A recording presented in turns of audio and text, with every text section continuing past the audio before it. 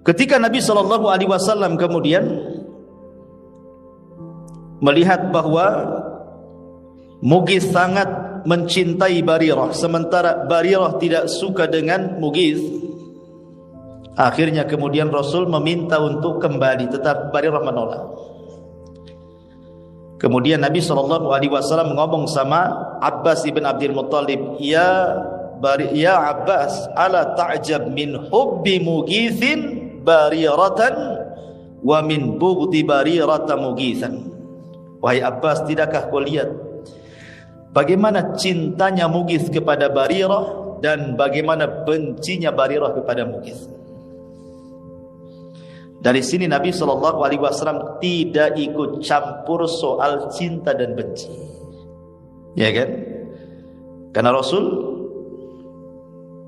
agama Islam yang dibawa Rasul tidak pernah masuk dalam persoalan itu. Itu persoalan hati. Islam tidak masuk dalam persoalan hati. Makanya Nabi sendiri soal kecintaan tidak adil. Nabi sendiri soal kecintaan, ya, perasaan, ya, itu tidak adil.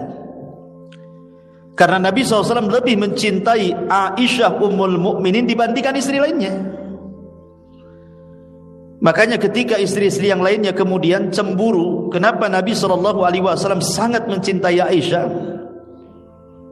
Tidak sebagaimana beratnya cinta Aisyah kepada mereka. Mereka mengutus Fatimah. Gara-garanya kalau Rasul digiliran Aisyah, banyak para sahabat yang ngasih hadiah. Tapi ketika kemudian digiliran istri-istri yang lain, tak ada pula hadiah masuk. Kenapa sahabat memilih memberi hadiah kepada Rasul di saat Rasul giliran Aisyah juga? Ikhwan, kalau kita tinggal bersama orang yang kita cintai, pasti hati kita senang. Tapi kalau kita tinggal dengan orang yang tidak kita cintai, biasa-biasa saja. Jadi sahabat tahu kalau Rasul di rumah Aisyah, wanita yang paling dicintainya, pasti Rasul senang. Dan mereka ingin memberikan hadiah di waktu Rasul sedang senang. Makanya Sa'ad bin Ubadah hampir setiap pekan ketika Rasul SAW di rumah Aisyah selalu ngasih hadiah terbaik. Itu pula yang membuat cemburu istri-istri yang lainnya. Makanya bergeraklah istri-istri yang lainnya, diutuslah siapa? Fatimah. Ngomonglah sama bapak, itu jangan gitu katanya. Bilanglah sama-sama sahabat-sahabat tuh, kalau ngirim hadiah janganlah di rumah Aisyah saja, di rumah kami pun kirim hadiah, gitu maksudnya. Akhirnya kemudian Fatimah ngomonglah sama Nabi. Kata Nabi SAW, ya Fatimah, apakah dirimu cinta bapakmu? Kata Fatimah, tentulah. Siapa yang tidak cinta seorang anak kepada ayahnya? Kata Nabi SAW, tapi ayahmu hanya cinta kepada Aisyah, maka cintai Aisyah sebagaimana aku cinta kepada dia. Kenapa Rasulullah SAW bicara seperti itu? Karena tidaklah ada satupun wahyu yang turun di rumah istri-istri Nabi kecuali di kamar Aisyah. Jadi wahyu itu turun kalau Rasul di rumah, itu biasanya ketika Rasul berada di giliran Aisyah. Makanya kamar Aisyah itu kamar wahyu, karena Jibril selalu turun di situ. Itu yang membuat Nabi SAW makin cinta dengan Aisyah sampai Amr ibn As radhiyallahu an bertanya kepada Rasul, siapa orang yang paling anda cintai wahai Rasul? Dengan tegas Rasul mengatakan Aisyah. Kata Amr bin As setelah Aisyah, siapa? Rasul itu kan perempuan, kalau laki-laki siapa? Maksud hatinya Amr ngomong begitu itu mungkin Rasul menunjuk dirinya, karena dia yang bertanya. Rupanya Rasul mengatakan abuha, bapaknya. Kata Amr bin As, setelah Abu Bakar siapa lagi? Umar. Setelah Umar siapa lagi? Utsman. Lah aku giliran keberapa Rasul? Ma'asyiral muslimin yang dimuliakan Allah Azza wa Jalla, saya ulangi dari awal bahwa perasaan hati Islam tidak pernah menyentuh. Islam itu hanya menyentuh persoalan amal saja. Baik, kita akan masuk pada kisah-kisah cinta yang terlarang. Ma'asyiral muslimin yang dimuliakan Allah Azza wa Jalla, kata cinta ini adalah kata yang menyibukkan semua orang, mau mukminnya, mau kafirnya, mau tuanya, mau mudanya, mau laki-lakinya, mau perempuannya, semua disibukkan dengan kata cinta. Sebab tanpa cinta hidup tak berguna katanya. Tanpa cinta juga dunia tidak akan seimbang. Tapi cinta yang seperti apa kan begitu?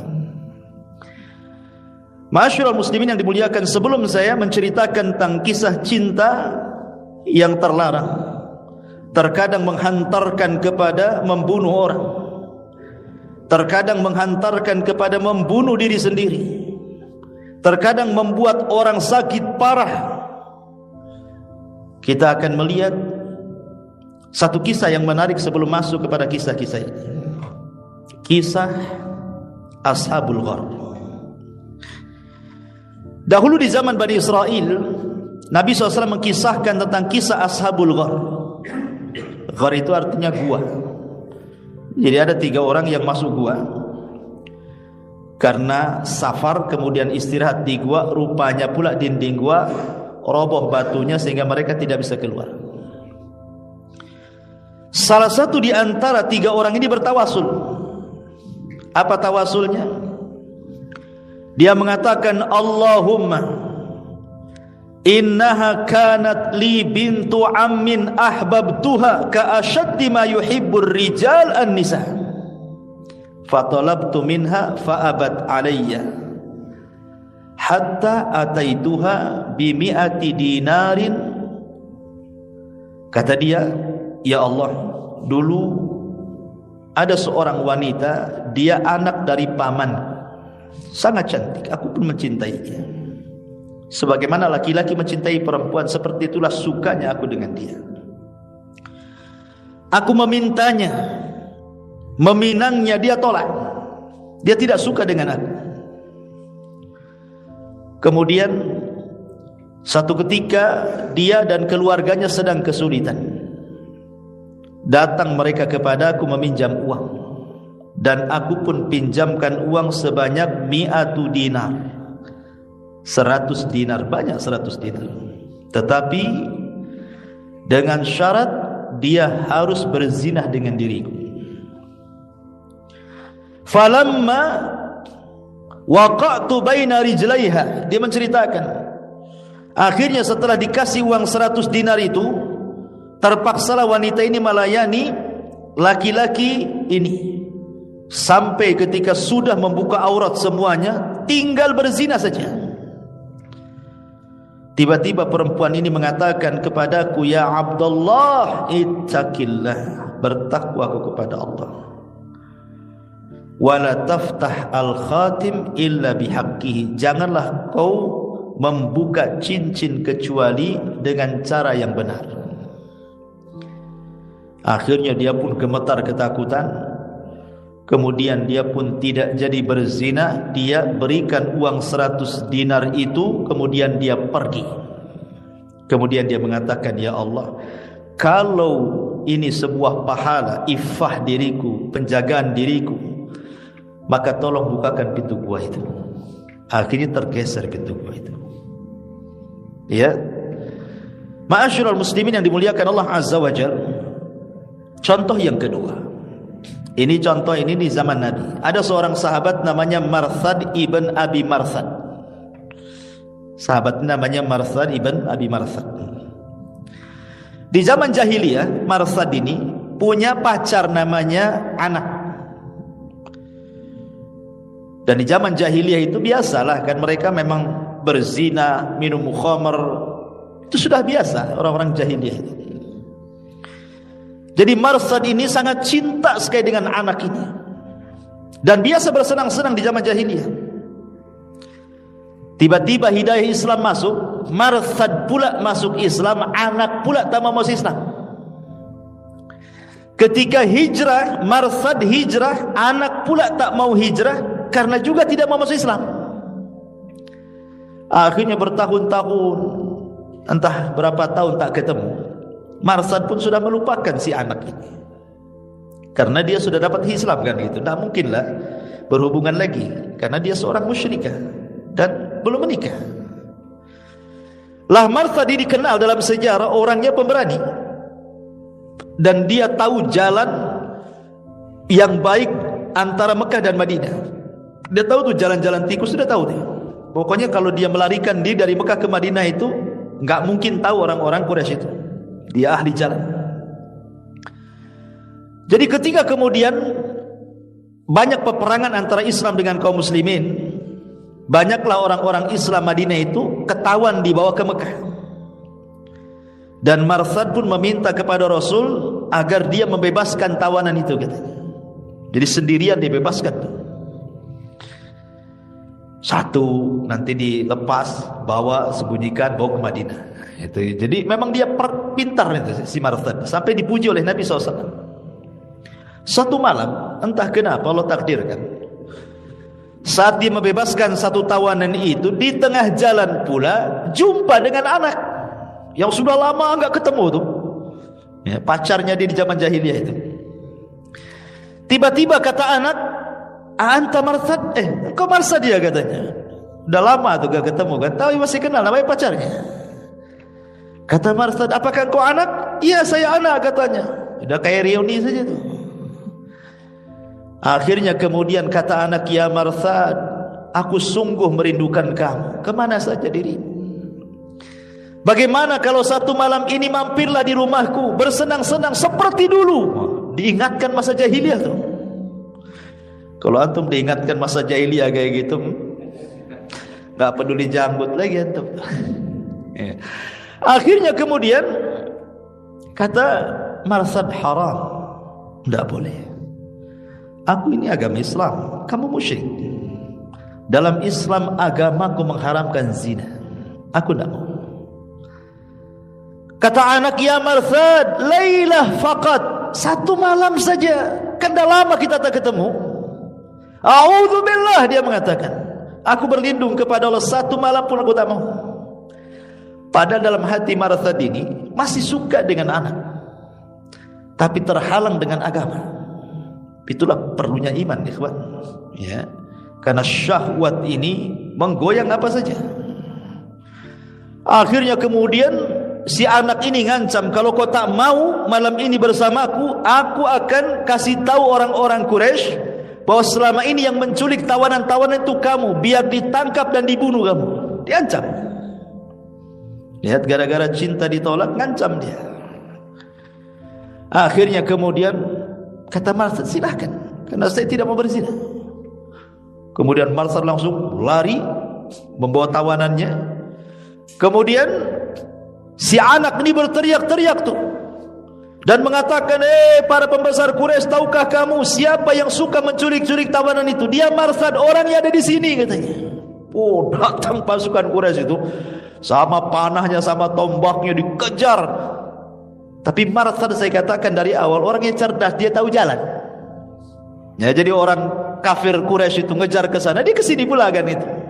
Akhirnya selamatlah dia sampai kota Madinah, melarikan tawanan. Akhirnya kemudian dia berjumpa dengan Nabi SAW, berceritalah dengan Nabi SAW tentang pertemuan dia dengan anak, karena dia bagaimanapun masih suka dengan si anak, apalagi si anak gitu ya, cinta dengan Marsad luar biasa. Dia cerita, "Ya Rasulullah, ketika aku membebaskan tawanan itu, aku berjumpa dengan pacarku lama di zaman jahiliyah, dan aku masih suka dengan dia. Bolehkah aku datang kepada pacarku dulu dan aku menikah dengan dia?" Nabi tidak menjawab malam itu. Kemudian malam berikutnya Marsad datang lagi bertanya dengan hal yang sama. Baru Nabi menjawab dan mengatakan, "Maaf, kemarin saya tidak jawab karena Jibril belum turun memberikan jawabannya." Malam ini Jibril turun memberikan jawabannya. Apa kata Nabi SAW? Ya Marthad, qala Allah azza wa jal, az-zaniyatu az-zaniyatu la yankihu illa zaniyan. Afwan, az-zani la yankihu illa zaniyatan aw musyrikatan, waz-zaniyatu la yankihuha illa zanin aw musyrikin wa harrama dzalika 'alal mu'minin. Turun ayat ini. Az-zani, laki-laki pezina, la yankihu illa zaniyatan, tidak boleh menikah kecuali dengan wanita pezina atau wanita musyrik. Dan wanita pezinah tidak boleh menikah kecuali dengan laki-laki pezinah atau musyrik, dan yang demikian itu diharamkan bagi orang-orang yang beriman. Gimana lagi? Ayat sudah turun. Mau cinta segede gajah pun ayat sudah turun, tak bisa. Kecuali anaknya masuk Islam, kan itu ya. Apalagi wanita pezinah. Ya. Dari sini Marthad berusaha untuk melupakan si anak itu. Nah ini kan mantap nih cinta yang seperti ini. Ya. Ada lagi satu kisah. Kisah di zaman dulu. Dikisahkan oleh Imam Ibnul Qayyim rahimahullahu ta'ala. Jadi anna fatan minal ubad, jadi dahulu di zaman dulu itu ada seorang anak muda rajin ibadah. Masya Allah, ibadahnya luar biasa. Karena Bani Israel terkenal kalau cerita-cerita ahli ibadah itu luar biasa mereka itu. Entah kenapa ahli ibadah ini, dia melihat ada seorang wanita, suka pula dengan wanita itu. Tapi dia mencoba ingin menghalalkan wanita itu. Dia datang kepada ayahnya dan meminangnya. Tapi ayahnya menolaknya. Dipinang lagi, ditolak lagi.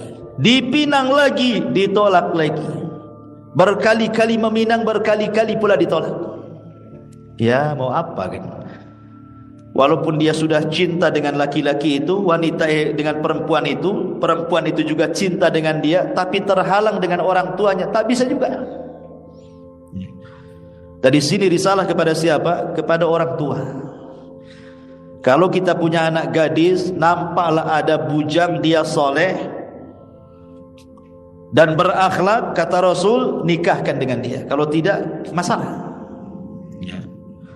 Akhirnya ma'asyiral muslimin yang dimuliakan Allah Azza wa Jal, laki-laki soleh ini di zaman dulu akhirnya tak mau lagi melanjutkan percintaannya. Dia mau dengan cara halal, ditolak, tidak mungkin pula dengan cara haram, kan kita. Tapi si gadis ini nekat. Akhirnya dia mengirim surat kepada si laki-laki tadi. Dalam isi suratnya dia mengatakan, fa in syi'ta fataqaddam. Kalau engkau mau, silahkan wahai fulan, kapanpun kau mau aku akan datang ke rumahmu, kita bersenang-senang. Karena orang tuanya sudah mengizinkan. Akhirnya kemudian anak muda ahli ibadah ini tidak mau, bahkan dia kirim surat. Kirim surat balasan. Lihat bahasanya. Dalam surat balasan itu dia mencantumkan satu syair, as'aluhal halala wa tad'u qalbi ila ma la uridu minal harami kadda'i ala fir'auna ilaihi wa yad'unahu nahwal athami fa dhalla mun'iman fil khuldi yas'a wa dhallu fil jahimi wa fis saqami.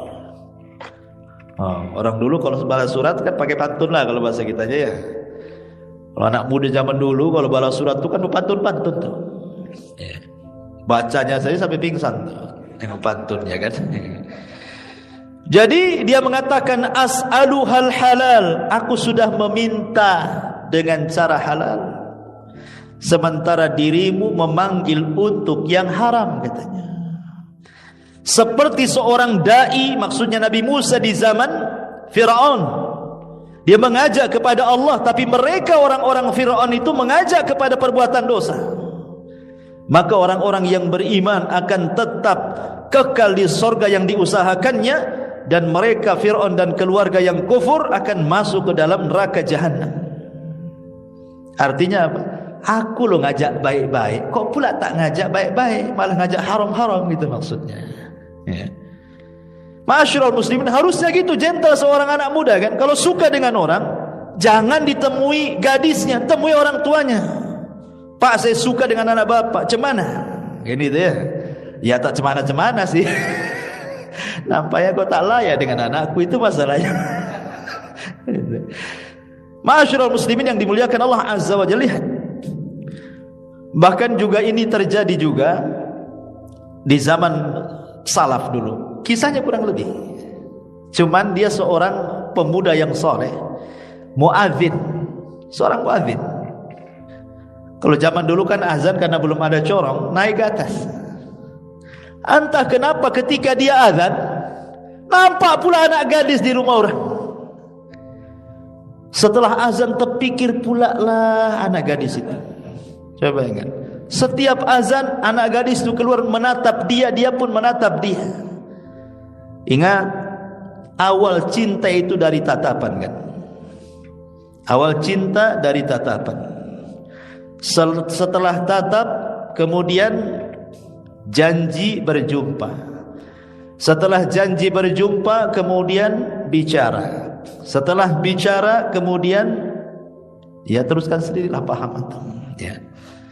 Akhirnya anak muda ini muazzin lama lah tak azan ini, karena memikirkan si gadis itu.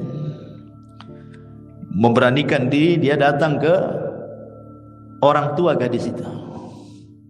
Tapi nasibnya sama, ditolak juga. Tak mau, orang tuanya tak mau.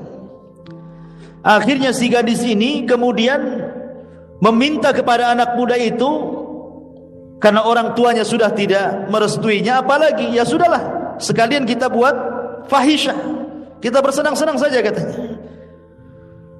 Tapi anak muda ini bagaimanapun punya agama, dia masih takut.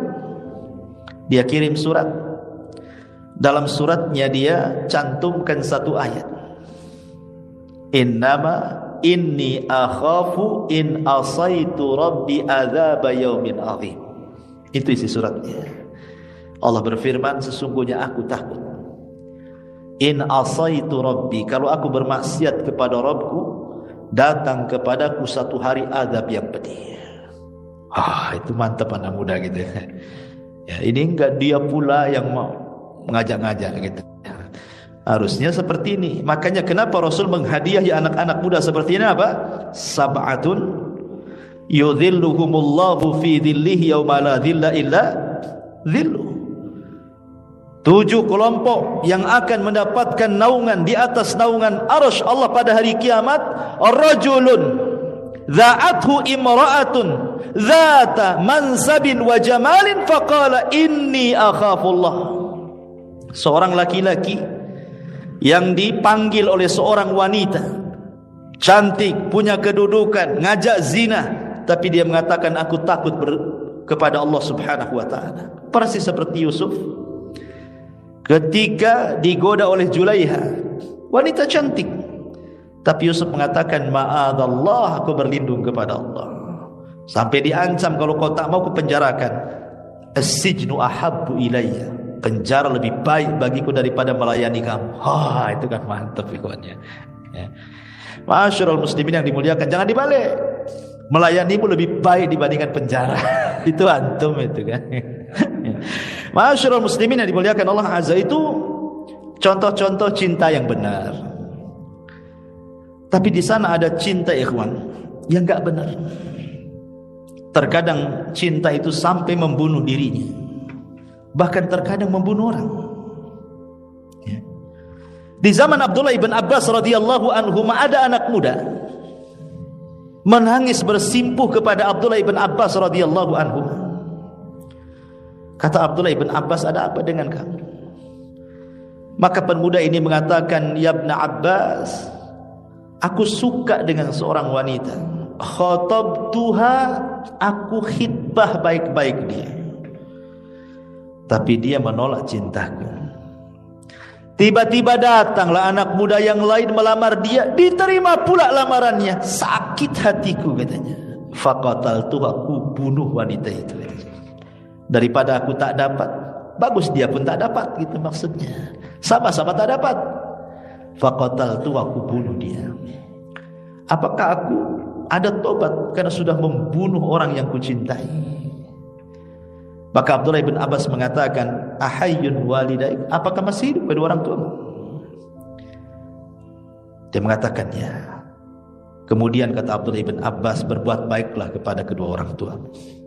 Ada salah satu muridnya Ibnu Abbas bertanya, wahai guru, orang ini bertanya, saya sudah membunuh orang. Jawabanmu, masih hidup kedua orang tuamu. Gak nyambung jawabannya.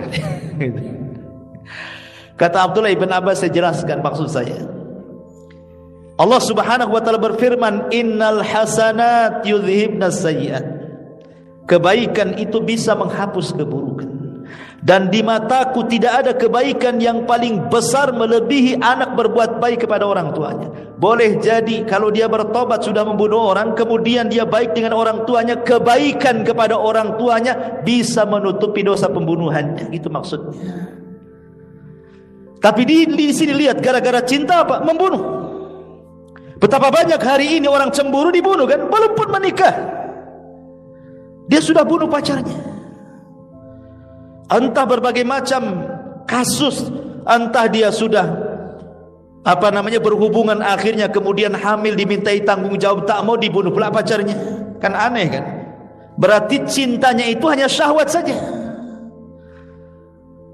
Dan banyak kasusnya, ada yang bunuh diri dua-duanya karena enggak direstui, yang perempuan enggak direstui keluarganya, yang laki-laki juga sama, sepakat ke hotel minum racun, dua-duanya mati.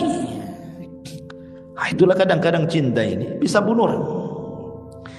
Ma'asyiral muslimin, ada satu kisah namanya kisah Urwah dan Afra. Kisah Urwah dan Afra. Dikisahkan Urwah ini ya'ishu fi baiti ammihi. Jadi Urwah itu hidup di rumah pamannya. Walidu Afra ba'da wafati abi. Karena ketika itu dia meninggal, bapaknya meninggal, sehingga dia akhirnya ngikut sama pamannya. Lah kebetulan pamannya ini punya anak gadis, namanya Afra. Ya, jadi Urwah hidup sama pamannya, di rumah pamannya pula ada anak gadis, gitu ceritanya.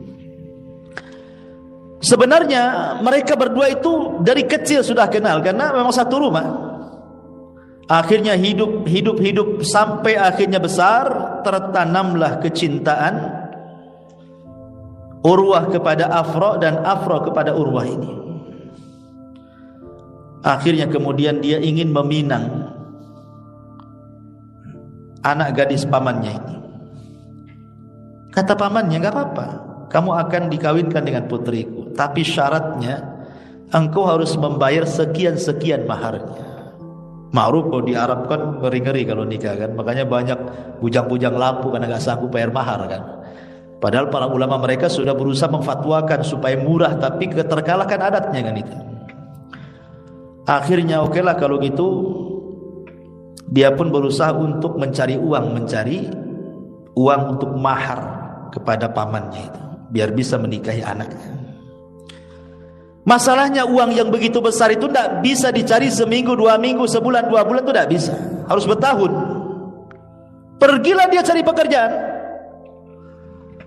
Subhanallah, setelah namanya mengejar cinta itu pasti sungguh-sungguh, gak akan malas, karena ada tujuan ingin meraihnya kan gitu. Seperti kisah Nabi Yakub saat dia hendak menikah dengan Rahil, anak pamannya.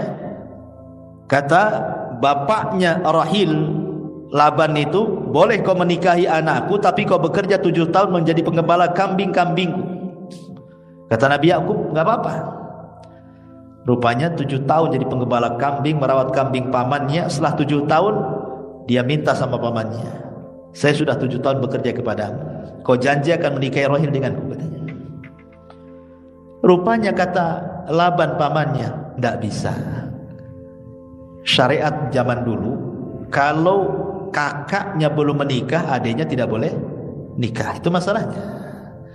Rupanya masih ada juga kan adat seperti ini kan. Ini kan syariat Bani Israil yang kayak gini-gini nih. Ya. Akhirnya lemes lah Yakub ini. Secara otomatis akhirnya apa? Yang harus dinikahi adalah kakak daripada Rahil. Siapa? Lia. Dia tidak suka dengan Lia. Dia sukanya dengan Rahil. Akhirnya dia harus menikah dengan Lia.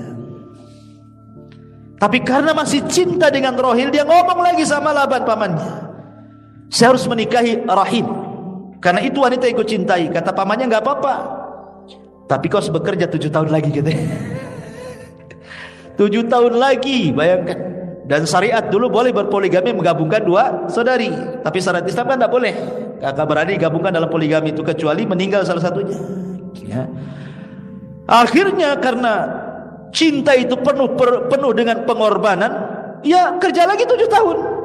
Bayangkan 14 tahun dia menanti menikah dengan Rahil. Tapi begitulah cinta dikejar. Lah anak muda ini sama ini kisahnya Urwah dengan Afrani. Ma'asyiral muslimin yang dimuliakan Allah Subhanahu wa taala. Akhirnya dia pun bekerja lama.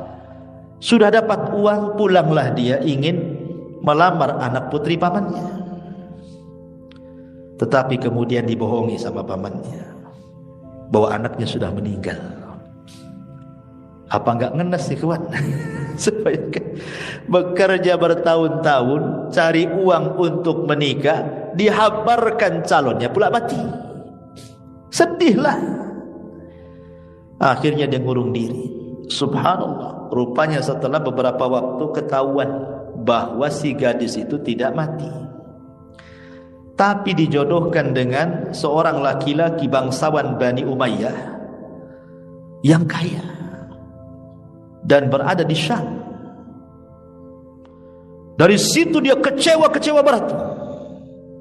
Ya gimana coba kan? Selama ini pamannya yang ngomong kau harus mencari uang sekian-sekian untuk jadi maharnya. Terpaksalah dia pergi dan mencari pekerjaan selama itu. Setelah datang dibohongi, anaknya sudah meninggal. Setelah beberapa waktu rupanya kawin sama orang. Apa enggak lebih sakit itu? Ya. Akhirnya dia pun karena cinta banget, dicarilah alamatnya si gadis itu. Di mana nih rumah suaminya itu? Karena cintanya dicari sampai ke Syam. Ini kan kejadiannya di Bani Umayyah ya kan. Ma'asyiral muslimin yang dimuliakan Allah Azza wa Jalla, karena kerasnya dia mencari rumahnya, ketemu pula. Ini suami yang baru tidak tahu kalau itu bekas pacar lamanya. Tidak tahu. Ya dijamu biasa saja kan, karena kan Bu, kalau tahu itu bekas pacar lamanya kan tentu kita pun tidak mau cemburu lah ya kan gitu. Karena disangkanya itu juga pernah hidup di rumah pamannya, otomatis disangka saudaranya kan. Ya dijamu begitu saja. Akhirnya kemudian dia menatap gadis itu juga menatap dia. Benih-benih cinta itu masih ada, tapi terhalang karena dia sudah menikah. Akhirnya ma'asyiral muslimin yang dimuliakan Allah Azza wa Jalla, dia pun karena melihat nampak bahagia dengan suaminya yang baru, maka pulanglah dia. Setelah pulang dia tidak pernah keluar dari rumahnya. Akhirnya sakit murung kurus, berakhir dengan kematiannya. Mati karena cinta. Lah, ketika dia mati, ini yang perempuannya kedengaran. Bagaimanapun masih ada cinta juga dia. Akhirnya dia lempar cincinnya. Cincin si laki-laki suaminya ini, karena dia tertambat hatinya, dia merasa salah gitu kan. Kenapa dia meninggalkan orang yang mencintainya, kemudian dia mau dengan orang yang tidak dicintainya? Entah kenapa dia pun sakit, suaminya pun bingung kenapa dia sakit. Setelah ajal, dekat-dekat ajalnya, dia baru bercerita. Kemudian dia pun mati, kemudian dikuburkan di sampingnya. Lihat, gara-gara cinta orang bisa mati, kawan. Ya. Ma'asyiral muslimin yang dimuliakan Allah Azza wa Jalla. Kemudian juga ada kisah namanya Abdullah dengan Hindun. Abdullah dengan Hindun. Ini pun kisah-kisah yang dicantumkan dalam kisah-kisah Arab. kisah-kisah ini diambil dari zaman-zaman Bani Umayyah, Bani Abbasiyah gitu kan. Ma'asyiral muslimin yang dimuliakan Allah Azza wa Jalla. Jadi kisahnya seperti ini. Suatu ketika Abdullah ini dia punya kambing banyak, penggembala. Zaman dulu kan kekayaan dilihat dari banyaknya ternak gitu ya. Jadi kambing-kambing dia itu diarahkan ke sumur untuk minum. Jadi ada semacam penangkaran air, tempat air di mana kambing-kambing minum di situ. Entah kenapa kemudian datanglah seorang perempuan namanya Hindu, bawa kambing-kambing juga. Jadi wanita pun biasa menggembala. Waktu saya dulu belajar di Yaman tuh banyak anak wanita-wanita Yaman yang badui-badui itu kuat-kuat. Ana gak kepikir dia gendong kambing sampai naik bukit. Wanita-wanita Yaman tuh, dia kambing dipikul gini sampai naik tuh. Kadang dari atas ke bawah, dari bawah ke atas. Anda bisa bayangkan mikul kambing, perempuan. Antum aja nggak yakin dari sini ke pasar jodoh situ. Oh, udah pinggang rontok semua kan ya. Pulang samurat kumat kan ya. Jadi rupanya ketika kambing-kambingnya si Hindun ini datang, kambing-kambingnya pula Abdullah lari ketakutan. Jadi kambingnya si Hindun yang minum di situ, kambing dia yang ketakutan. Marahlah si Abdullah sama si Hindun ini. Gara-gara kambingnya terusir, si Hindun pula dimarahi, malah ketawa, malah menggoda. Karena hari-hari ketemu jatuh cinta pula akhirnya. Subhanallah, gara-gara kambing tuh jatuh cinta. Jadi penyebab jatuh cintanya gara-gara kambing. Ma'asyiral muslimin yang dimuliakan Allah Azza wa Jalla, akhirnya Abdul ini ingin menghalalkan si Hindun ini. Dia ingin menghalalkan. Dia datang ke kabilahnya, melamar baik-baik gitu kan. Tetapi ditolak juga sama keluarganya, tidak menerima. Ya, entah kenapa pokoknya nggak menerima. Tiba-tiba kemudian ma'asyiral muslimin yang dimuliakan Allah Subhanahu wa taala, tapi dengan upaya kerasnya Abdullah ini, lama-lama akhirnya orang tuanya menerima juga. Menikahlah Abdullah dengan Hindun ini. Subhanallah, kehidupannya luar biasa. Namanya menikah dengan yang dicintainya beda dengan menikah orang yang tidak dicintainya. Walaupun dalam Islam, antum harus saya luruskan pemahaman, Al-Quran tidak mensyaratkan menikah itu harus cinta. Karena cinta itu adalah hibah dari Allah, bukan kita yang merangkainya. Lain dengan kasih sayang. Kalau kasih sayang, kita yang merangkainya. Boleh jadi cinta sudah hilang, tapi ada kasih sayang. Cinta sudah tidak ada, tapi karena sama-sama sudah tua, suami istri, nanti kalau saya cerai macam mana anak-anaknya, masih sayang lihat anak-anaknya kan, terpaksa dipertahankan walaupun rumah tangganya kayak perang dunia ketiga, hari-hari bertengkar ya. Tapi kalau cinta tidak. Cinta itu yang merangkai Allah. Makanya apa kata Al-Quran? Wa min ayatihi an khalaqalakum min anfusikum azwaja litaskunu ilaiha wa ja'ala bainakum mawaddata wa rahmah. Dan Allah jadikan kalian mawaddah, perasaan cinta. Jadi cinta dalam Islam itu terbentuk setelah menikah, bukan sebelum menikah. Karena terkadang kita dijodohkan, oh ada akhwat bagus di sana, kemudian kita ta'aruf, ya kan? Ta'aruf begitu saja, mandang satu kali saja. Habis itu besoknya dibilang cocok nggak? Ah cocoklah katanya. Padahal belum ada cinta kan, hanya mungkin lihat parasnya cantik gitu saja, belum ada perasaan apa-apa. Karena ngebet ingin kawin aja sebenarnya kan. Tetapi lihat, setelah kemudian betul-betul ta'aruf sampai kemudian khitbah sampai menikah, Allah jadikan perasaan cinta di antara keduanya kan. Karena cinta itu bukan buatan kita, cinta itu buatan Allah. Makanya kenapa di permulaan ayat Allah mengatakan wa min ayatihi, dan dari tanda-tanda kuasa Allah. Jadi cinta itu kuasa Allah. Tidak mesti kemudian orang menikah itu didahului cinta gitu ya. Karena ada satu kisah seorang syekh bercerita. Kisah ini terjadi di Riyadh. Jadi ada anak muda ini, ya layaknya anak muda, masih jahat lah, masih suka mabuk gitu ya. Pokoknya kehidupan malam biasa. Cinta pula dengan seorang wanita. Wanita ini kurang lebih saja akhlaknya. Akhirnya si pemuda ini ngomong sama orang tuanya. Dia ngomong, saya ingin menikahi wanita itu. Kata orang itu nggak bisa, aku nggak rela katanya. Akhirnya laki-laki ini karena orang tuanya melarang, dia nurut sama orang tuanya, akhirnya nggak menikah. Sampai Allah takdirkan dia bertobat.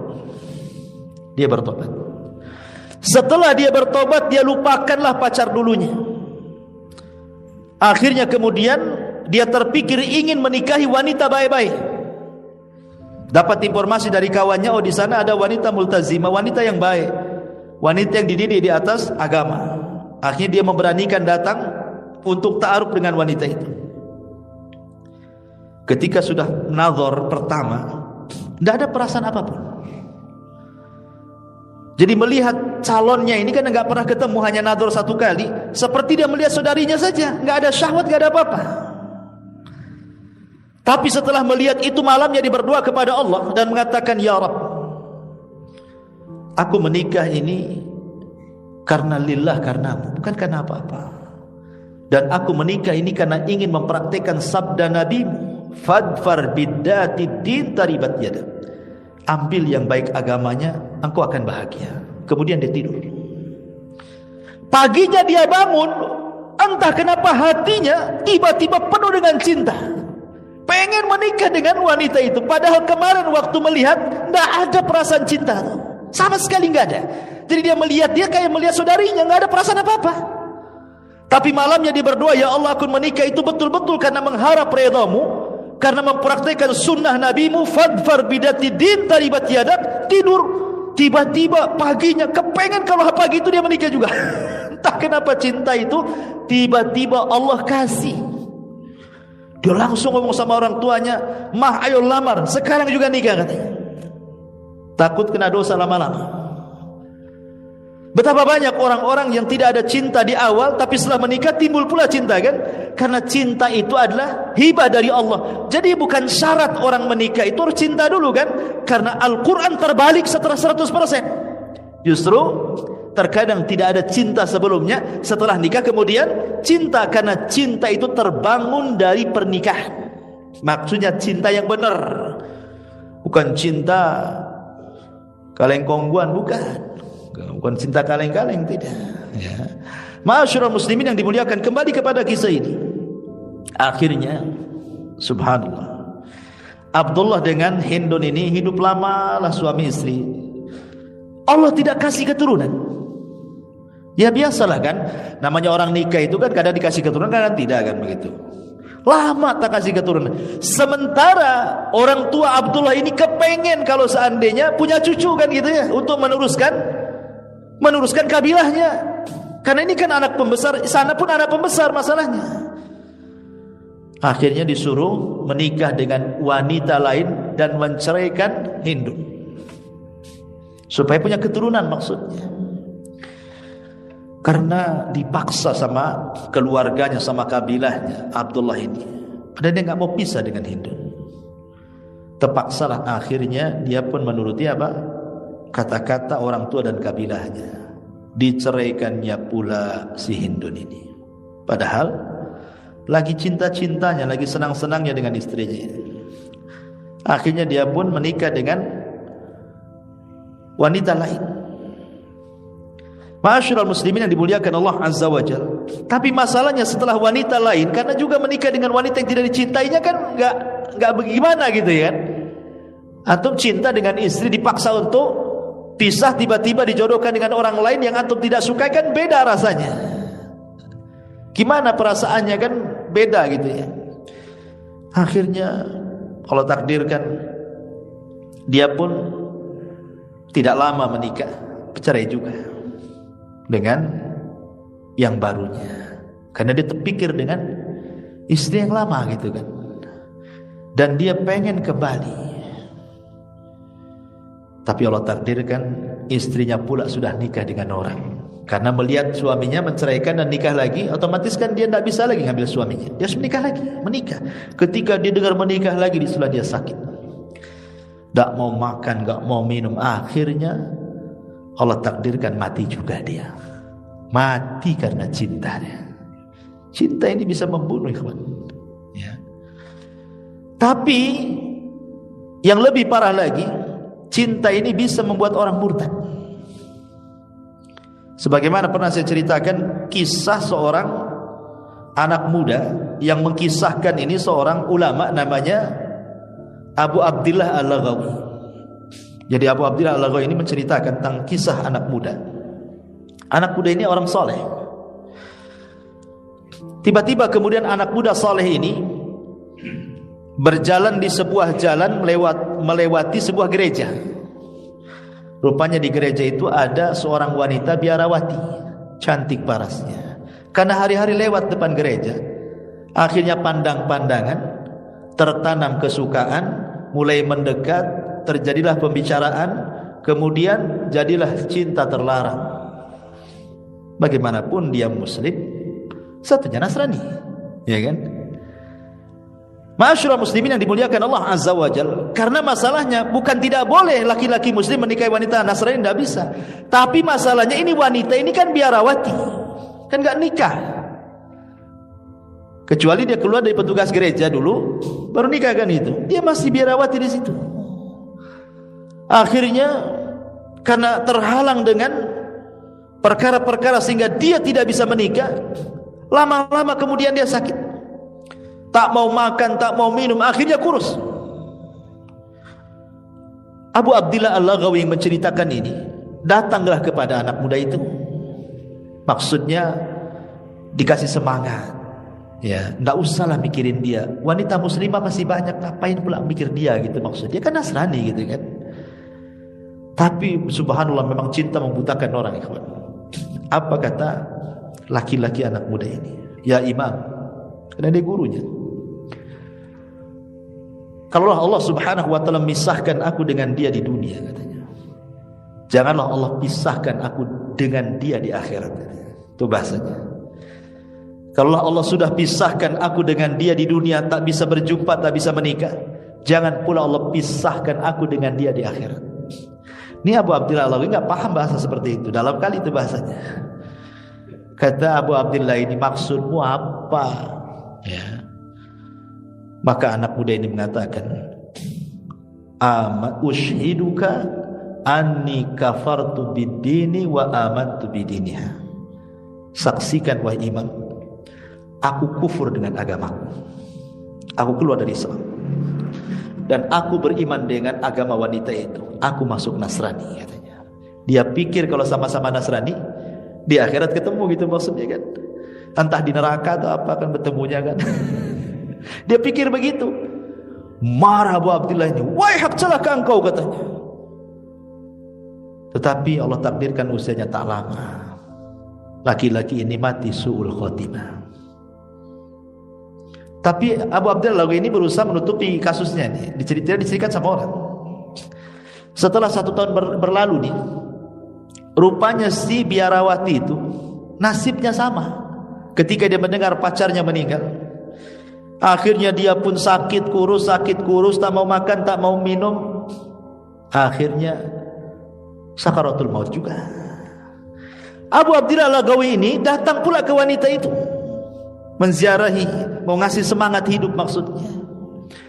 Rupanya kata wanita itu sama pula ngomong kayak anak muda tadi. Ya imam, kau sudah tahu masalahku dengan laki-laki itu, dan aku tidak mau berpisah dengan dia, katanya. Kalau Allah pisahkan aku di dunia, jangan Allah pisahkan aku di akhirat dengan dia. Kata imam, maksudmu apa? Amantu bidinihi wa kafartu bidini, katanya. Aku beriman dengan agama dia dan aku keluar dari Nasrani, katanya. Coba kan, terbalik-balik kan.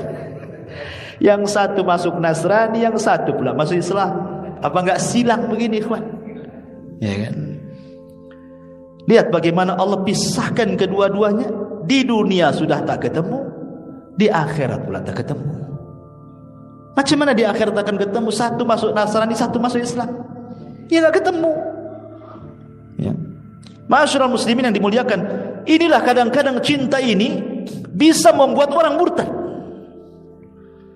Karena cinta ini melemahkan badan. Kadang-kadang gara-gara cinta itu sholat pun jadi lemas kan gitu. Pikir dia saja. Orang cinta, kalau cinta buta itu yang dipandang itu hanya si dia. Lihat tiang listrik nampak dia, kan itu ya. Pohon pisang nampak dia. Perempuan lewat tingginya sama, kok dia, padahal bukan. Dari belakang nampak dia rupanya nenek-nenek. Biasa orang cinta. Seperti kisahnya siapa? Laila Majnun. Ya, Laila Majnun. Si Majnun ini kenapa disebut Majnun? Namanya bukan Majnun. Ada yang mengatakan namanya Asyik. Ya. Jadi dia karena ditolak cintanya oleh keluarga, kurang lebih gara-gara ditolak cintain. Makanya inilah bahayanya orang tua kalau tak paham perasaan anaknya. Banyak orang tua itu maksud dia mencarikan yang terbaik untuk dia kan. Seperti di zaman para sahabat yang diceritakan Abdullah ibn Abbas radhiyallahu anhuma. Jadi ada seorang sahabat punya anak gadis. Anak ini dirawat dia dan yatim, anak yatim. Dia ngambil anak kecil perempuan, dirawat dia sampai besar, anak yatim ini sampai gadis. Kemudian pengen menikah. Ada dua laki-laki yang melamarnya, satu kaya, satu miskin. Sahabat ini datang kepada Nabi SAW. Ya Rasulullah, aku punya anak yatim yang kubesarkan sekarang mau menikah. Sekarang ada dua laki-laki yang melamarnya, satu kaya, satu miskin. Aku suka yang kaya, dia pula suka yang miskin, katanya. Gimana nih? Maksudnya kan orang tua itu kalau kaya nanti biar gak susah gitu kan. Tapi kalau anak gadis itu kan mikirnya bukan kaya, cinta dulu kan gitu. Aku suka dengan dia. Apa kata Rasulullah? Lam yura lil mutahabaini mithlun nikah, katanya. Aku tidak pernah melihat seseorang yang memadu kasih dan saling mencintai seperti seseorang yang menikah, katanya. Maknanya apa? Rasulullah ngomong begini, biarkan dia yang mengarungi rumah tangga, bukan kamu gitu. Kalau dia milih yang itu, terserah dia yang mau menjalani, bukan kamu yang mau menjalani, gitu maksudnya kan. Ya. Dia yang tahu mana yang dicintai, mana yang tidak. Rasul mengatakan seperti itu. Jadi si Asyik ini karena ditolak cintanya sama keluarganya, jadi dia tak mau lagi melihat wanita lain. Tak mau lagi. Jadi yang terpikir itu si Laila saja. Apalagi kalau datang malam suka dia. Tapi kalau siang tak suka. Kenapa? Karena bahasa Arabnya kalau malam itu sama dengan nama pacarnya. Apa bahasa Arabnya malam? Lail katanya. Itu nama pacarku katanya. Siang nahar, bukan nama pacarku katanya. Jadi kalau malam dia suka. Ini katanya Laila datang katanya. Kalau siang tak suka dia. Makanya disebut Majnun, gila. Jadi suatu hari dia safar, berburu ke hutan.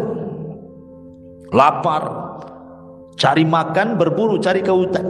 Rupanya adalah kijang itu lewat, dibidik dia sama panahnya, kena pula kakinya, robohlah kijang itu.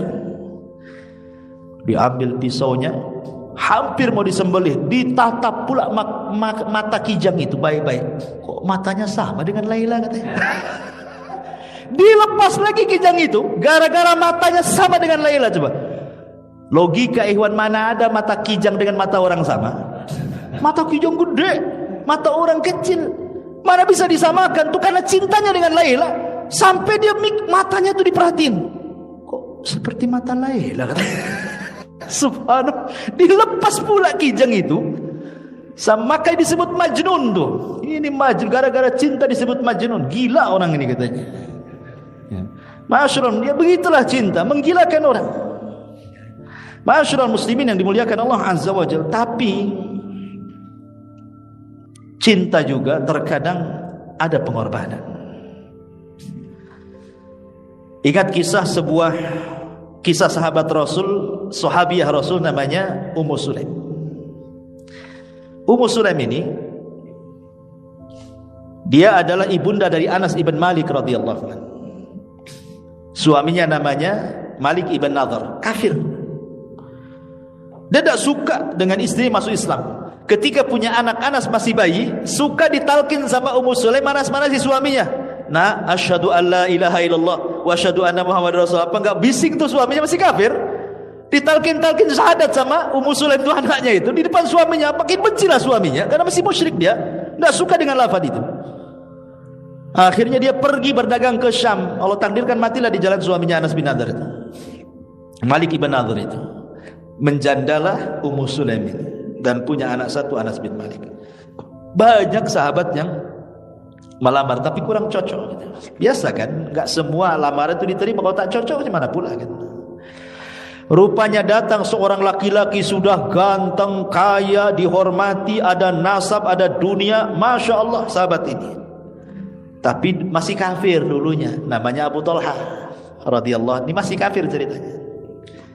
Datang ke Ummu Sulaim karena sudah cintanya dengan Ummu Sulaim itu. Karena dulu di zaman jahiliyah kan belum ada hayat hijab, jadi sudah kenal sebenarnya kan itu. Walaupun sudah masuk Islam ada hayat hijab kan. Hayat hijab pun adanya di Madinah, berarti ketika kejadian di Mekah kan belum ada. Ketika berada di Madinah, Abu Talha ini nampak parasnya Ummu Sulaim karena belum ada datang hayat hijab. Sukalah Abu Talha dengan Ummu Sulaim ini. Tetapi kemudian setelah dilamar, Ummu Sulaim menolak. Padahal kalaulah ada gadis yang dilamar Abu Talha, enggak ada gadis yang menolaknya, sudah ganteng kaya. Apalagi di zaman sekarang ganteng itu nomor 100, yang penting kaya kalau perempuan di zaman sekarang kan. Enggak apa-apa hitam celeng enggak apa-apa. Yang penting nampak mobilnya, nampak rumahnya, enggak apa-apa. Itu perempuan zaman sekarang kan. Walaupun dihadapkan yang ganteng, kalau utang banyak ngapain cinta bosial katanya. Enggak mau itu.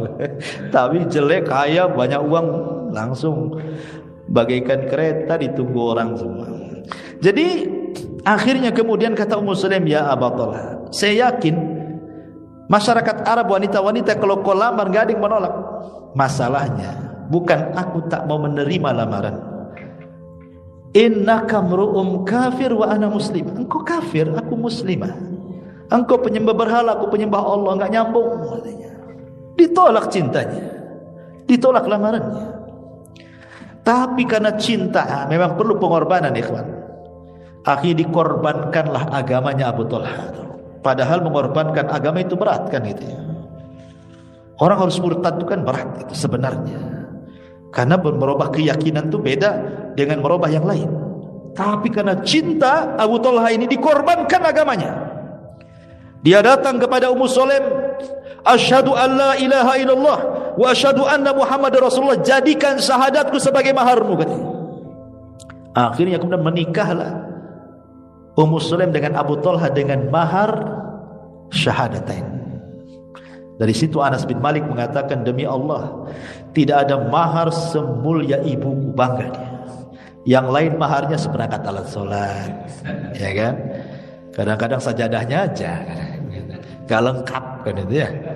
Tapi ibuku, kata Anas, maharnya adalah Islam. Luar biasa. Harusnya begitu gitu. Kalau orang suka dengan orang itu berkorban tapi positif, ya. Masyarul muslimin, tetapi tidak ada kisah yang menarik dari semua kisah yang ana baca soal pengorbanan dalam cinta itu, ikhwan, melebihi kisah putri Nabi. Namanya Zainab bintu Rasulullah sallallahu alaihi wasallam yang menikah dengan Abul As ibn Rabi. Kita tutup kajian kita dengan kisah Zainab dan juga Abul As. Gini ceritanya. Zainab ketika menikah dengan Abul As ini, ikhwan, kan masih kafir dua-duanya karena Islam belum datang. Tetapi Zainab ini sangat cinta dan sayang dengan Abul As, sebagaimana Abul As juga sayang dan cinta dengan Zainab.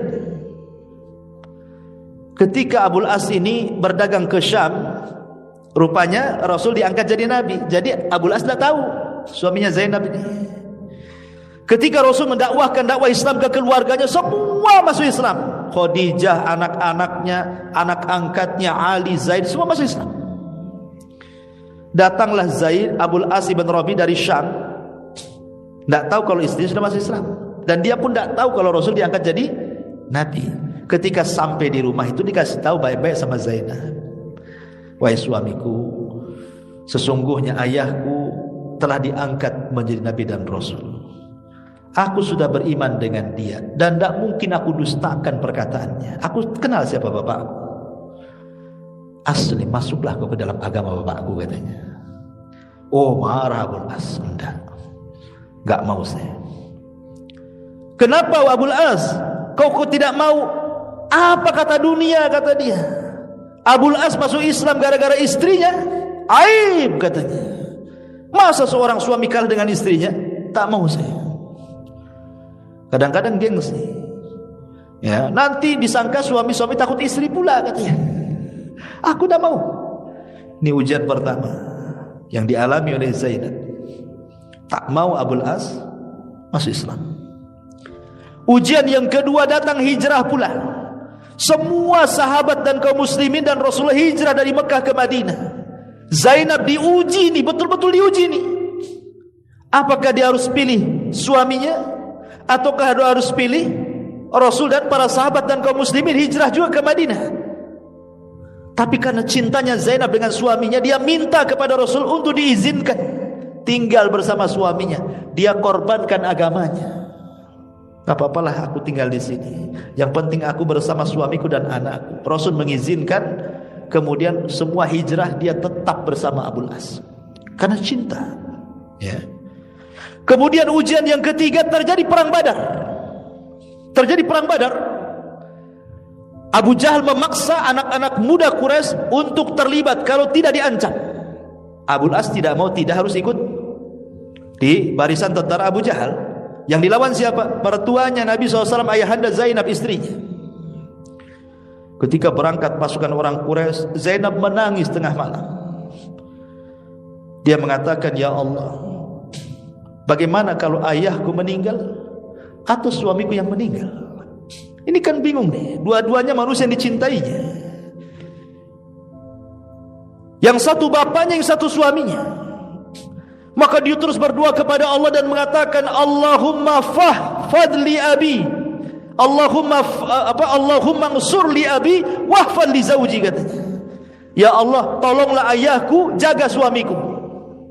Gimana lagi doanya? Ya Allah, tolonglah bapakku, jaga suamiku. Akhirnya terjadi perang Badar, kaum muslimin pula menang.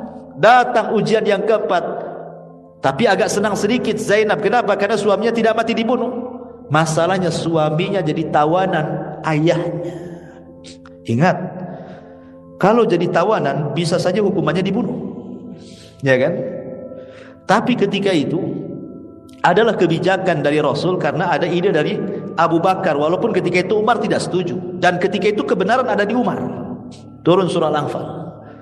Tapi karena di awal-awal Abu Bakar memberikan ide bagaimana kalau seandainya dibuat tiga tahap.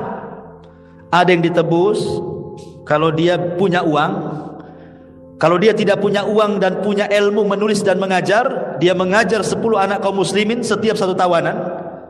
Kalau tidak bisa, tetap dia jadi tawanan kaum muslimin, jadi budak. Lah kaum kufar Quraisy itu yang menjadi tawanan Badar itu semua menebus. Rasul duduk, datanglah harta dari Quraisy menebus entah saudaranya, entah bapaknya, entah anaknya, entah pamannya. Masalahnya Zainab ini diuji. Dia orang miskin. Dia tidak punya uang untuk menebus suaminya. Pakai uang pakai apa coba? Apalagi dia tahu dia seorang wanita muslimah, tidak mungkin orang-orang untuk membantu dia. Apalagi Abul As itu tahu dia suami dia. Mana ada kabilah membantunya. Terpaksalah dia memandang kalung yang dipakainya. Boleh jadi kalung ini bisa menebus suamiku. Padahal kalung itu adalah satu-satunya harta yang dipakai Zainab, hadiah dari ibundanya tercinta Khadijah saat malam pernikahan dia dengan Abul As bin Rabi. Paksalah dicopot tuh kalungnya. Kemudian dikirim ke kota Madinah. Sampai di kota Madinah Rasul duduk. Ada orang datang bawa tebusan, nebusi anu. Datang bawa tebusan, nebusi anu. Bawa datang. Terakhir ada pula datang membawa tebusan. ini tebusan untuk Abul As ibn Rabi'. Terpikir siapa lagi kalau bukan putrinya Zainab, ya kan? Akhirnya diserahkanlah kemudian satu kis, kresek bahasa kitanya, kemudian diserahkan kepada Rasul.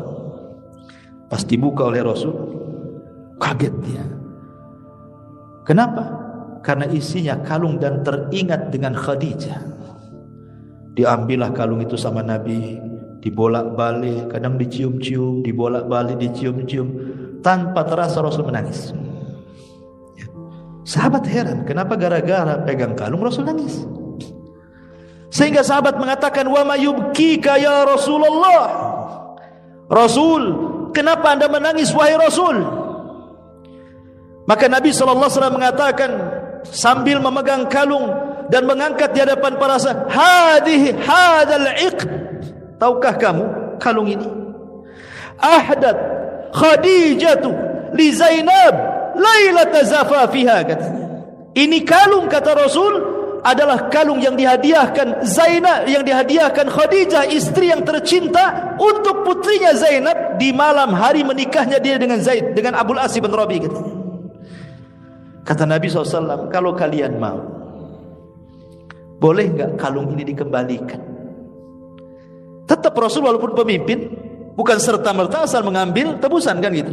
Tetap minta kepada para sahabat, bagaimana ide mereka? Kata Rasul, kalau kalian mau, bisa enggak kalung ini dikembalikan kepada pemiliknya? Lepaskan suaminya. Kemudian para sahabat mengatakan, terserah Anda wahai Rasul. Maka Rasul mengatakan kepada utusan dia, kembalikan kalung ini kepada Zainab. Qullah, katakan kepadanya,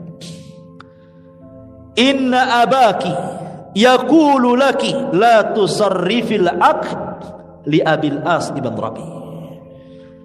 Rasul ngomong sama utusan itu, nanti kalau sampainya kau di Mekah, bilang sama putriku Zainab, bapakmu ngomong, jangan menebus suamimu dengan kalung itu, karena itu kalung adalah peninggalan ibundanya. Sebab kalau jadi barang tebusan bisa saja beralih ke tangan sahabat, kan? Ya, karena mau dibagi-bagi, nggak tahu kalung ini milik siapa nantinya, kan? Dan itu tidak mau, dan ini menunjukkan kecintaan Rasul kepada Khadijah, ikhwan. Akhirnya kemudian Rasul mengatakan kepada Abul As, aku bebaskan kau karena kesepakatan para sahabat. Tapi saya minta, ini ujian paling berat bagi Zainab nih. Sesampainya kau di Mekah, semalam telah turun ayat kepada aku, tidak boleh laki-laki musyrik menikah dengan wanita muslimah. Sepulangnya dari Mekah, hantar Zainab ke Madinah. Gimana coba? Zainab itu cinta dengan Abul As sampai rela mengeluarkan kalungnya. Tiba-tiba bapaknya nyuruh untuk pisah, bukan karena tidak suka, tapi ini aturan agama. Allah sudah turunkan wahyu, tidak boleh laki-laki musyrik menikah dengan wanita muslimah, atau sebaliknya. Kalau ahli kitab masih adalah perempuannya dari mereka boleh, laki-lakinya dari kita, kan begitu. Kalau musyrik tidak boleh. Mau dua-duanya dari mereka, dua-duanya saatlah perempuan dari mereka, laki-laki dari mereka, sama aja, tidak boleh. Ini ujian berat. Akhirnya disampaikanlah oleh Abul As bin Rabi' kepada Zainab ini. Menangis Zainab, tak mau pisah. Tapi memang gimana, ini ada aturan agama, ya terpaksa harus samina wa ata'na, kan? Secinta apapun Zainab kepada Abul As dan secinta Abul As kepada Zainab, tetap harus pisah. Ini agama yang memisahkan, bukan Nabi. Akhirnya terpaksalah Abul As mengantarkan Zainab. Masalahnya dihantarkan siang-siang bolong pula. Ketahuan sama pembesar-pembesar Quraisy, dihadang di jalan. Zainab lagi hamil, ketakutan, keguguranlah bayinya. Bayangkan, keguguran bayinya. Akhirnya dihantar balik lagi ke Mekah. Kemudian orang-orang Quraisy mengatakan, kata Abu Jahal, Abul As, kenapa kau tidak hantar dia malam-malam sehingga mata kami tidak melihat? Kenapa kau hantar siang-siang, katanya? Kalau kau mau hantar malam-malam, katanya. Akhirnya kemudian malam-malam setelah agak sembuh karena keguguran, kan itu, akhirnya malam-malam dihantar dan berhasil selamat sampai kota Madinah. Sahabat tahu Zainab sudah tidak mungkin berjumpa dengan Abul As, satu muslimah satu kafir. Banyaklah para sahabat ini ujian lagi bagi Zainab. Datang kepada Rasul melamar Zainab. Yang melamar ini sudah jelas-jelas sahabat-sahabat mulia, gak mungkin lah sahabat-sahabat biasa kan begitu ya. Tentu as-sabiqunal awwalun, anak Nabi, gak sembarang lah. Sekarang aja anak sultan gak sembarang yang melamar, apalagi anak Nabi. Sebanyak sahabat ingin jadi besan Nabi, karena kalau sudah berkerabat dengan Nabi tidak akan terputus sampai kiamat. Ini ujian Zainab, tapi semua ditolak dia. Kenapa? 20 tahun dia menunggu suaminya, menunggu hidayah menyapa suaminya, menunggu hidayah suaminya muslim. Ditunggunya terus. Mudah-mudahan suami saya masuk Islam, mudah-mudahan suami saya masuk Islam. Terus pituk Zainab. Akhirnya Allah takdirkan keinginan terpenuhi ketika Abul As membawa dagangan orang-orang Mekah ke Syam. Kita tahu bahwa perjalanan Mekah ke Syam itu mau tidak mau harus rute Madinah, karena cuma satu rutenya. Kepulangan dia dari Syam ketangkap pula oleh para sahabat, menjadi tawanan kedua kalinya. Hartanya dirampas lagi. Ini harta orang masalahnya. Maka Abul As malam-malam dia kabur. Tapi kalau kabur ke Mekah dia takut dia akan dikejar oleh sahabat, bisa dibunuh. Terpaksa dia lari kemana? Ke rumah Zainab. Malam-malam lari ke rumah Zainab. Sampai kemudian bersembunyi di rumah Zainab sampai waktu fajar. Ketika Rasul sedang sholat fajar, Zainab berteriak-teriak, "Aku sudah melindungi Abul As, aku sudah melindungi Abil As," katanya. Rasul lagi sholat tuh. Selepas salam, "Assalamualaikum warahmatullahi wabarakatuh," kata Rasul, langsung menghadap para sahabatnya, "Apa kalian dengar apa yang dikatakan putriku Zainab?" katanya. Sahabat mengatakan, "Ya wahai Rasul." "Apa yang dikatakannya?"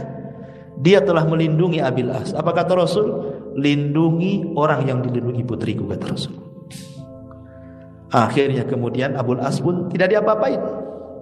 Kemudian Rasul datang kepada Abul As dan mengatakan, "Kau boleh pulang, bawa barang-barang, jangan pernah ketangkap lagi," katanya.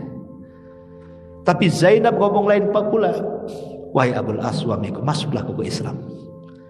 Jadi Zainab masih terus ngajak dia masuk Islam kan? "Masuklah kau ke Islam."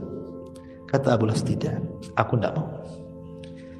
Akhirnya pulang dia.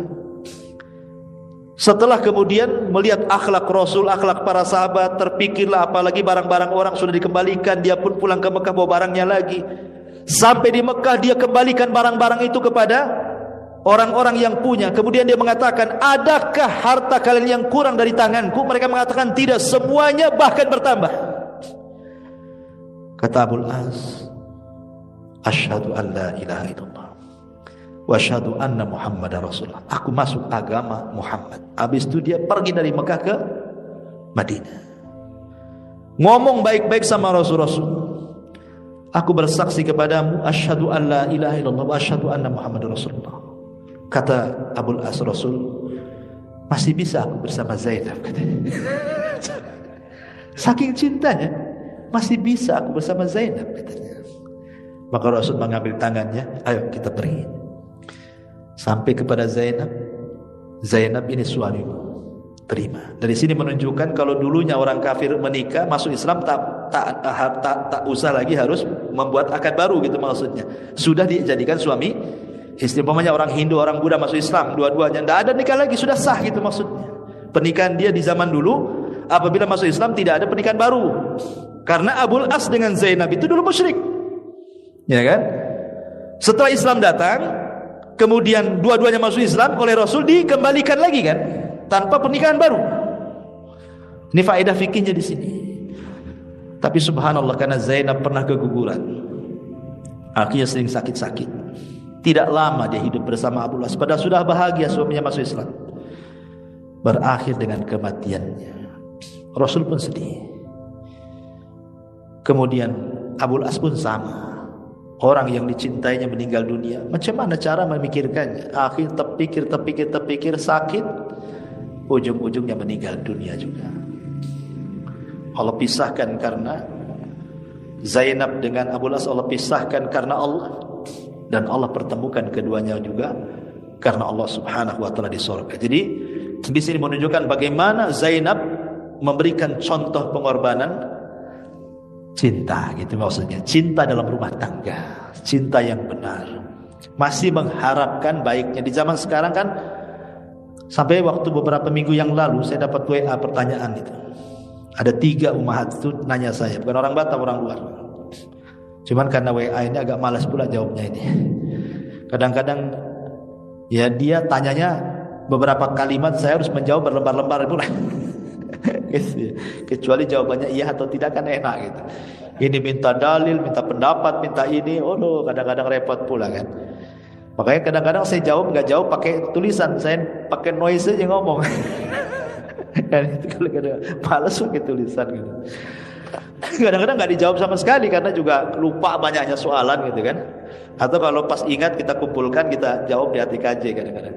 Intinya bahwa rata-rata kasusnya suaminya jahat, suaminya peminum, suaminya masih suka begadang malam-malam, apa yang dilakukan, kadang selingkuh, macam-macam lah kasusnya itu. Ya. Maka kalau Allah uji seperti itu, lihatlah kondisi Zainab. Lebih parah mana pemabuk dengan kafir? Zainab ini kafir suaminya. Belum tentu orang mabuk kafir kecuali menghalalkan khamr. Seperti mengatakan, mau minum antum? Kata antum, oh dah, anda gak minum khamr. Tapi kalau antum mau minum silahkan saja, boleh-boleh saja. Kafir itu, walaupun dia gak minum. Kenapa? Karena membolehkan. Gak boleh membolehkan yang diharamkan. Bahasanya jangan begitu.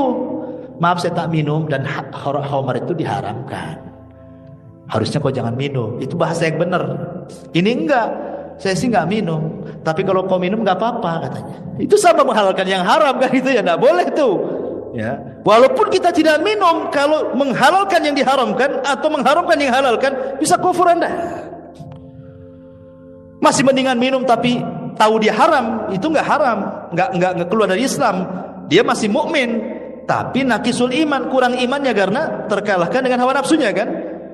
Daripada tak minum tapi membolehkan, itu bahaya tuh. Jadi terkadang ada seorang wanita-wanita tidak sabar mendoakan suaminya ataupun menasihati suaminya, padahal sudah anak-anaknya banyak.